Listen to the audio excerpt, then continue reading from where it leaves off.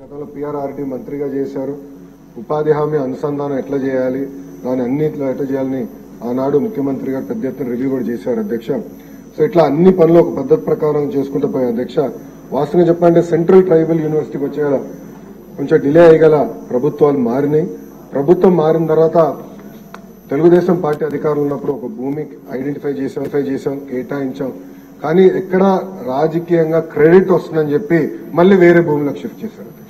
దానివల్ల 5 సంవత్సరాలు కాలయాపన చేశారు అధ్యక్ష ట్రైబల్ యూనివర్సిటీకి. మన ప్రభుత్వ అధికారులకు వచ్చినా చాలా స్పష్టంగా లేదు, ఎక్కడైతే ఫైనల్ చేసా అక్కడనే ముందరికెళ్దామని చెప్పాం అధ్యక్ష.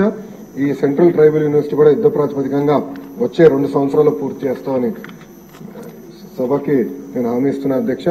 పెద్దలు బుచ్చే చౌదరి గారు, బోండోమా గారు చెప్పినట్లు అధ్యక్ష, ఇంకా కొన్ని పెండింగ్ వర్క్స్ ఉన్న విషయం వాస్తవం అధ్యక్ష. కొంచెం ఈ తాగునీరు కానివ్వండి, రోడ్లు కానివ్వండి, ఈ సమస్య ఉన్నాయి. నా దృష్టి కూడా అధికారులు తీసుకొస్తాం జరిగింది. అది తప్పనిసరిగా సంస్థలతోనే మాట్లాడతాను. ఇంటెక్ కానివ్వండి, మ్యాన్ పవర్ కూడా డిస్కస్ చేసి తప్పనిసరిగా ఎట్లా టేకప్ చేయాలో చేస్తాం. పెద్దలు బుచ్చే చౌదరి గారు ఏకంగా రాజమండ్రి ఏమైనా చేస్తే బాగుంటుందని కోరటం జరిగింది. అది ఆల్రెడీ ఒక ఆలోచనలో ఉన్నాం. తొందరలోనే మీతో చర్చించి ఎట్లా చేద్దాం అనేది will take it. Thank you.